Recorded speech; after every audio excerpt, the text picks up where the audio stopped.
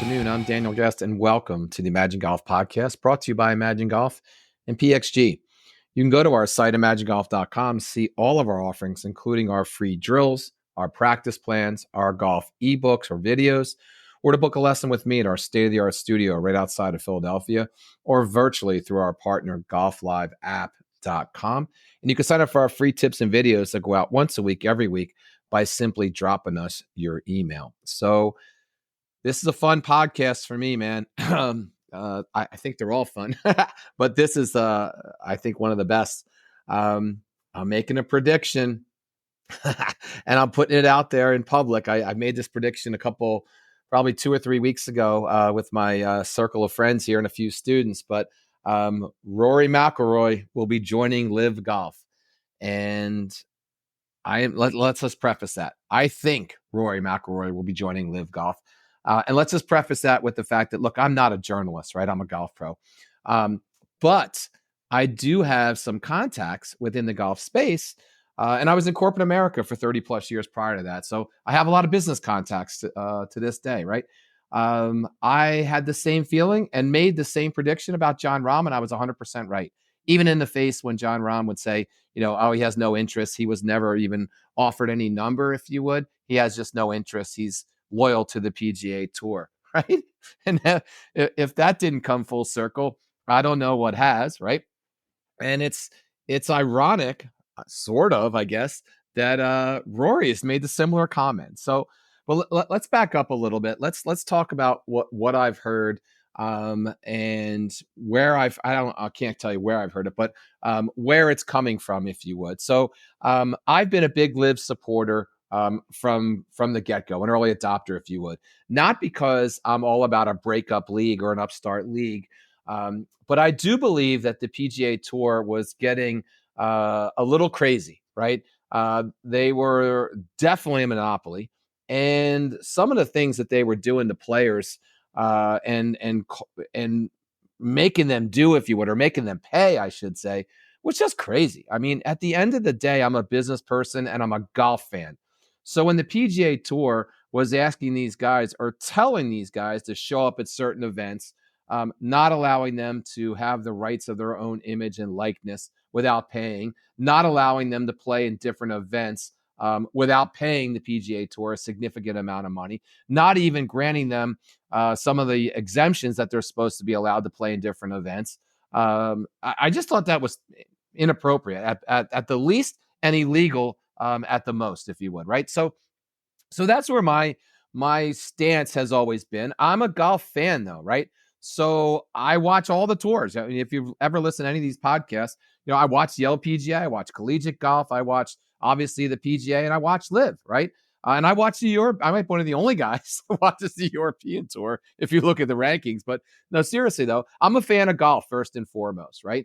And I desperately want to see these two entities, LIV and the PGA Tour, figure it out. I really do, because I know, I was going to say I think, but I know golf is better when you have the best golfers competing against each other all the time. It's a better product to watch. It's definitely a better project to go to, or a product to go to, and it's better for the entire game.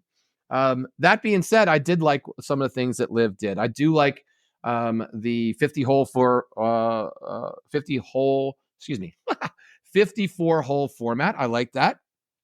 I like the shotgun start. And I like the fact that they were playing all over the world in some different venues, if you would, all over the world, different continents, right? The PGA Tour has gotten kind of stale to me in some of the events that they have for no other reason that they just play the same events, same venues over and over and over again. So, but that being said, right, I'm still a fan of the PGA Tour, right? I mean, the Masters just ended 2 days ago. I was glued to the TV for 4 days, right? So, it's an interesting dilemma, if you would, if you're just that golf fan, right? Because while a lot of people are taking sides, I don't have a side, right? I don't have a side whatsoever. So fast forward, I just came back from the Trump event, if you would, at Trump Doral. It was the LIV tournament where Dean Burmeister won. It was phenomenal. I was a volunteer there, my traditional hole captain role there, if you would. This time I had 2 holes, right, that I had to captain, which wasn't that easy. Number 6 and number 7. And I had an amazing time, right? The ability to be up close and personal to these golfers while they're in their element, and while they're hanging out and just being themselves, right? I saw these guys in the gym. I saw them at dinner. I had cocktails with a couple of them. I mean, it was just a phenomenal event. I don't know that I'll be doing it anytime soon, right? Working the entire event, like 8 hours a day, right? I don't know if I'll be doing that, but it was a great experience. And I assure you that there was tons of buzz about this Rory opportunity. That is a potential deal, if you would. So the players, they if they're talking about it, all right, if they're being asked about it and internally they're talking about it, there's something there, right? And when you think about some of the details that have recently somehow been leaked, if you would, it all makes sense, right? Let's think about Rory's career. He's 34 years old, going on 35, right? He's not playing his best. I don't know that he'll ever get back to playing his best, right? He's made numerous swing changes. He just changed his agent. He's even changed coaches. He's gone back for him. So Rory's game is not where it was when he was a dominating force. He still is a phenomenal player, a phenomenal draw, right, from a public or PR standpoint, and still has plenty of victories, I am sure, in him. All right. He only has one major that he hasn't won, the Masters. So even if he went to LIV, he could still compete in that now. So that's a foregone conclusion, right? That's not going to stop him or preclude him from playing there. And he's done almost everything else he's wanted to do on the PGA Tour, including being on their board, right? Which he recently resigned from. So what is left for Rory on the PGA Tour to do other than win the Masters? I don't know if there's anything, to be honest. And it's just my opinion, but I don't think he's smitten, if you would, anymore with the PGA Tour. He's even, commented that he was the sacrificial lamb when the announcement was first out there about the framework agreement with LIV and the PGA Tour. And then right after that, he ended up resigning from the tour's board. So you got to believe he's not too happy with the leadership there. And I don't believe the PGA Tour leadership is changing anytime soon. He's totally where he was totally combative about LIV and the people that left. He's really, really softened his stance over the last probably 4 months, if you will. Well, really ever since Rahm joined, right? And him and Rahm are friends. They're Ryder Cup teammates, right? I know Rory believes he's a better overall golfer than Rahm is. And I know he feels like he's an overall better commodity than Rahm feels, right? Or that Rahm is, if you would. And Rahm got, I don't know what the final numbers, but 500 million. Well, it doesn't matter what he got officially, but 355, whatever it is. When we're talking about those numbers that big, does it really matter? But, and a percentage of a team, Rahm's team, right? So Rory's being rumored as like $850 million to $1 billion US, and a percentage of the league, right? The entity up to 2%, right? Not just a percentage of the team, which he probably would get anyway, right? But a percentage of the whole league, right? So those kind of deals don't come around too often. And there's probably only 1, 2, or 3 people, maybe only 2, that can even, command that type of deal, right? And that's Rory and Tiger. And Tiger's already turned down a deal, right? Tiger had a number put in front of him and turned it down. And now, it's interesting. Rory has come out, I think today, officially Tuesday, and said, he was never officially put or had a number put in front of him. I don't believe that for a second. You shouldn't believe that for a second, all right? Everyone, I've said this a million times, every one of these guys on the PGA Tour has had a number put in front of them. How do I know that? Because that's what their agents are supposed to do, right? They're supposed to call LIV, be in communication with LIV on behalf of their client, and see what's in the best interest of their client. So for a golfer to say they don't know, what the number would be, that's ridiculous. That is absolutely ridiculous and on the borderline of a just flat out lie, right? So I think if you put it all together, right? And again, I don't have any official sources that have told me anything, right? But I just think where there's smoke, there's fire. It makes sense, right? His agent, Chubby, right? Chubby Chandler came out probably almost 2 months ago plus now, came out and said that, it's been rumored and, he wouldn't be surprised, right? Well, a former agent doesn't say that unless they know something, right? I mean, that makes, now his new agents, of course, saying that's not true, but you get the point, right? He's been quoted as saying again that he's regretful of some of the things he said against Liv, and more importantly, the people that left, right? So you don't say that if you're still taking a hard line. Um, Greg Norman followed him around, for crying out loud, the entire day on Thursday, right? Do you think Greg Norman has enough time in his busy schedule to spend 6 hours following a professional golfer around? Or do you think that Greg Norman just wants to follow Rory around to see how he's playing on the golf course? You're out of your mind if you think that's true. So it's definitely, again, where there's smoke, there's fire. I can't see any way how this doesn't happen. I really can't, right? I don't know that it's going to happen by next week or even by the end of this year.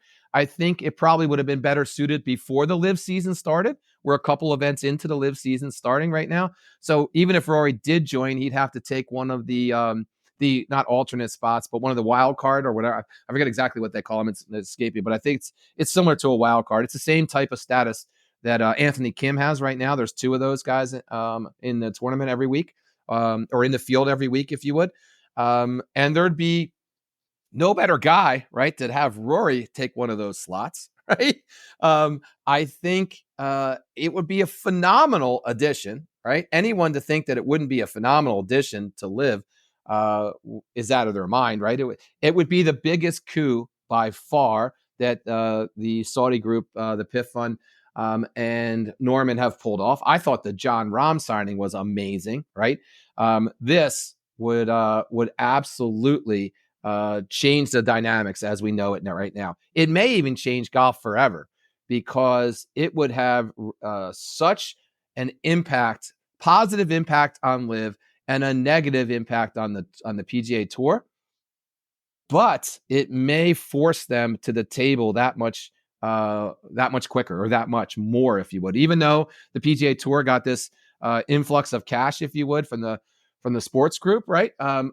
That's not going to be enough. And if they keep losing these players, if they lose Rory, they better make a deal, because if they don't, look, these Saudi guys, this LIV Golf is not going away. For those that thought it was going away, you're not paying attention. Right?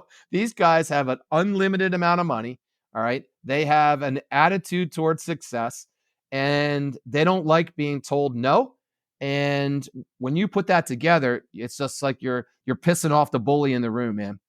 So I think that's where LIV is coming from. And LIV is going to go no matter, they're going to pursue their plan, if you would, which is to be the dominant league in the world, not in the US, but in the world, with or without the PGA Tour. I think they need the PGA Tour to do just that. But I could be wrong as well. I've been, Lord knows, my wife reminds me every day I've been wrong before, right? So it wouldn't surprise me, right, if they didn't get Rory and they still became the dominant force in golf around the world. But I got to believe that if Greg Norman, again, is following Rory around, and all the other things, the softening of his position, the actual quotes that he said, that Rory has said about LIV, and now he regrets some of the things he said, and that, LIV has exposed some challenges with the PGA Tour and golf in general, if you would. I don't think you say those things if you're not trying to make a smoother transition to the rival company, right? All right. So, and if you've ever left one company for another rival company, then you kind of understand what he's going through, if you would. I've done it a couple times in my career. I wish I did it just one time for $850 million. I wish I did it for a couple $1 million, for crying out loud, right? But you get the point. So, long-winded episode here, if you would. My prediction: Rory is going to LIV, right? And Rory, in my opinion, Rory will be at LIV by the end of May. All right. No sooner, no later, I should say, by the end of May. It would not surprise me if he left next week, because that's what these guys do, right? They make up their mind. They are independent contractors, and they have zero obligation to play in the next event. So, by the launching of this podcast, right, it might be a foregone conclusion, but you get the point. I believe it'll happen before May, and I believe it'll be good for golf. It'll certainly be good for LIV, and I think it will be good in the sense that it will bring LIV and the PGA Tour to one entity, which is something that I think almost all of us want to see again. So that's it. Thank you for listening to the podcast. I really appreciate all your support. You can see us on all the social media. You can go to our site, imagengolf.com. And here's to getting you the game that you've always imagined.